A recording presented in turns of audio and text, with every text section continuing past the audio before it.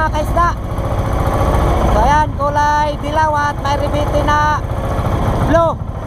Yung nakatatak na apelyido ay Galupo Family, taga Tandag City.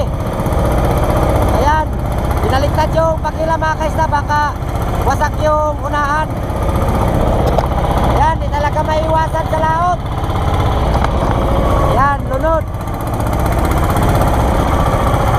Ang naghila ay taga Tandag yung isa, tag isa naman ay taga Siargao lang din, taga JL, si Kaisda Tangkay. Ayan, wasak. So ayan, di na lang tayo tutulong at malapit na mga kaisda. Ay, si ano pala tong isa mga kaisda, si Kaisda Biti. Ayan yung bangka mga kaisda, oh.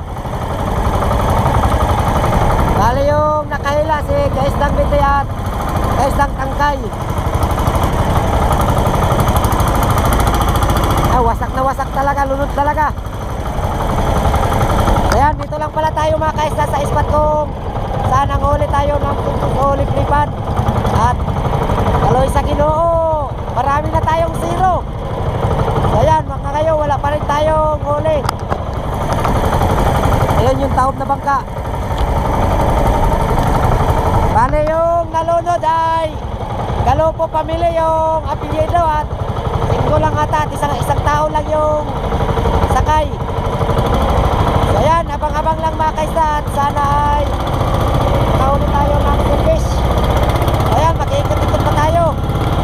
Bale, oras natin ay alas 8:35. Sana ay swertein tayo mga kaisda. So ayan, abang-abang na lang.